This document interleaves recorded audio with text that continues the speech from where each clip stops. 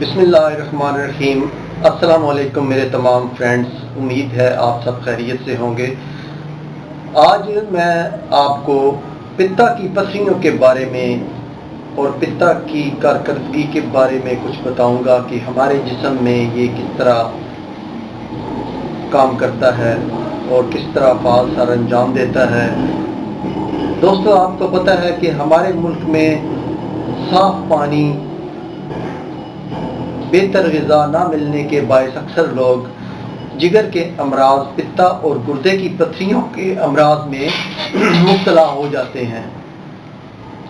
इस वीडियो में जिनका मकसद है, इस वीडियो में मैं आपको ये बताऊंगा कि इंसानी जिस्म के जो अहम हिस्सा है वो जिगर है, और जिगर के दाहिने हिस्से के नीचे पित्ता वाक़या होता है। एक थैली होती है जो कि पित्ता कहलाती है। ये थैली मुख्तलिफ लोगों में मुख्तलिफ साइज़ की होती है। इसकी लंबाई तकरीबन 2 इंच से 5 इंच तक और चौड़ाई 1 से 2 इंच तक होती है। जिगर में सफरा यानी बाइल पैदा होकर इस थैली में जमा होकर इसमें पित्ता बाइल की नाली के ज़रिए 12 अंगुष्ठी आंत जो होती है, एक नाली होती है, उसमें चला जाता है।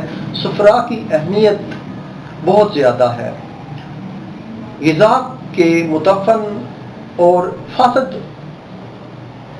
होने में अहम किरदार अदा करता है पित्ता। आंतों के गदूद को तहरीक देकर मवाद के इखराज को बढ़ाता है। मुख्तसर ये कि सफरा की हरारत को भी कायम रखने में मदद देता है। तो दोस्तों, इसके बायस मरीज को अगर ये काम सही ना करे तो बहुत तकलीफ उठाना पड़ती है। पित्ता में दर्द होता है, भूख कम लगती है, मतली और कैं की कैफियत होती है।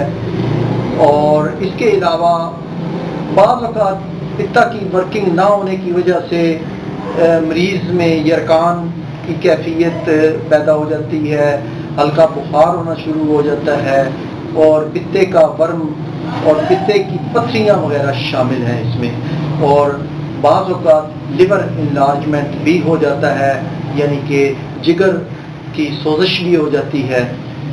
तो यरकान यानी कि पित्ते की थैली से एक नाली सफरा आंत में ले जाती है। अगर इस नाली में कोई रुकावट पैदा हो जाए तो यरकान होता है। कभी कोई जरासीम मसलन टाइफाइड के बाद वर्म पैदा हो जाता है तो सफरा आंतों में गिरने की बजाय खून में शामिल हो जाता है, और कभी कभार पथरी या आंतों के कीड़ों का भी सबब बन जाता है और ये नाली में रुकावट पैदा करता है। या कभी चोट का बायस हो तो इसका रद्द अमल यरकान की सूरत में भी ज़ाहिर होता है। पित्ते का वर्म, जिसको कोलीसाइटिस भी कहते हैं, मुदरजा बाला यानी कि असबाब के बायस पित्ता में वर्म आ जाता है। तेज़ यानी कि एक्यूट और क्रॉनिक जो शदीद वर्म आमतौर पर पित्ते की पथरी के सबब होता है, और शदीद किस्म का दर्द होता है और रसोली नुमा महसूस होता है जैसे उसमें वर्म आया हुआ है। इसकी नुमाया अलामात में आप पहले भी बताया है, मतली, उबकाइयाँ, कै और कभी कभार कैक और जाड़े के साथ, बुखार के साथ हो जाती है, और वर्म भी बढ़ जाते हैं तो पेट भी बढ़ जाता है। इसके बाद बाज़ औक़ात जिस्म भी वर्म की कैफियत पैदा हो जाती है, यरकान बढ़ना शुरू हो जाता है, आंखें पीली हो जाती हैं। ये साइन एंड सिम्टम हैं पित्ते की पथरियों के बायस जो मरीज़ को दरपेश होते हैं। पित्ते की पथरियाँ यानी कि गॉल ब्लैडर स्टोन जो हैं, ग़िज़ा की बेइतदाली की वजह से अमूमन पित्ते को बाज़ औक़ात सफरा समेत कर इकट्ठा करने का अमल इस कदर तेज़ हो जाता है कि सफरा के अज्जा अक़लीतों में तब्दील होना शुरू हो जाते हैं। اور ان میں چھوٹی چھوٹی پتھریاں بننا شروع ہو جاتی ہیں۔ بعض کیسز میں یہ جراثیم کی وجہ سے مثلا ٹائیفائڈ وغیرہ میں نمایاں نالیاں موٹی ہو جاتی ہیں اور صفرا کے بہاؤ کا رد عمل روکنے میں پتھریاں بننا شروع ہو جاتی ہیں، اور مگر دیگر امراض میں بھی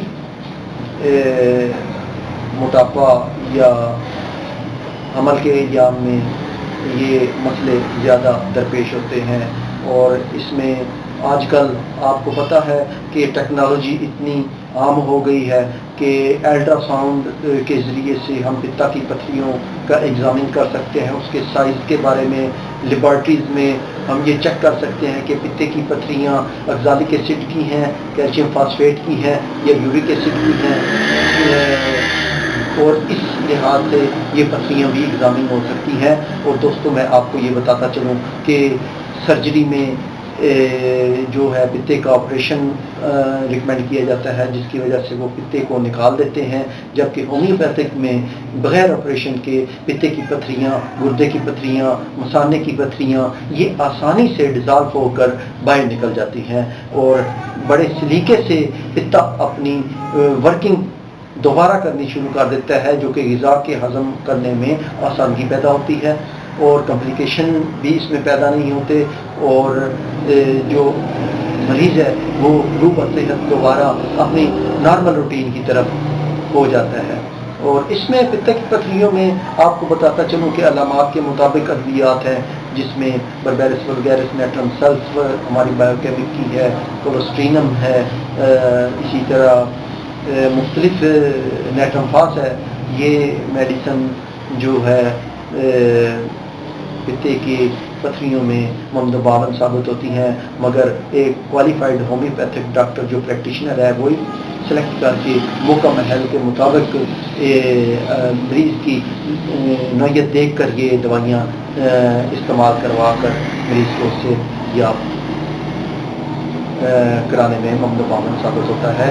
اور آپ کو میں بار بار یہ کہتا ہوں کہ سیلف میڈیکیشن سے بچیں، اور سیلف میڈیکیشن سے کیس ہومیوپیتھک کے زیادہ ٹھیک بھی نہیں ہوتے، الٹا ان میں بگاڑ پیدا ہو جاتا ہے جب تک کہ کوالیفائڈ ڈاکٹر یا اپنے ہومیوپیتھک فزیشین سے مکمل طور پر اپنے معالج سے علاج نہ کروایا جائے۔ تو دوستو یہ تھی پتا کی پتھریوں کے بارے میں آج کا میری ویڈیو، جس میں میں نے آپ کو لیکچر دیا ہے اور اس میں تھوڑا بتایا ہے کہ پتے کی پتھریاں بڑی آسانی اور سلیقے سے ہومیوپیتھک طریقہ علاج سے ڈیزالو ہو جاتی ہیں، اور مریض جو بزرگ ہیں جو آپریشن نہیں کروا سکتے، ان میں اتنی طاقت نہیں ہوتی کہ وہ آپریشن کی اذیتیں اور ان کی کمپلیکیشن یہ برداشت کریں، تو ہومیوپیتھک ادویات کے ذریعے یہ ممکن ہے کہ یہ پتے کی پتھریاں، گردے اور مثانے کی پتھریاں بذریعہ دوائی یہ جسم سے خارج ہو جاتی ہیں، اور نہ صرف خارج ہوتی ہیں بلکہ اس کے بعد ہم اس طرح کی میڈیسن دیتی ہیں جس سے پتے کی پتھریاں، گردے کی پتھریاں یا مثانے کی پتھریوں کا رجحان جو ہوتا ہے وہ ختم ہو جاتا ہے بننے کا۔ تو دوستو امید ہے آپ کو میری یہ ویڈیو پسند آئی ہوگی۔ انشاءاللہ تعالیٰ ملتے ہیں اگلی ویڈیو کے ساتھ، تب تک کے لیے ہومیوپیتھ ثناء اللہ کو اجازت دیں۔ میرا چینل لائک کریں، سبسکرائب کریں اور شیئر کریں۔ تب تک کے لیے اجازت، اللہ حافظ۔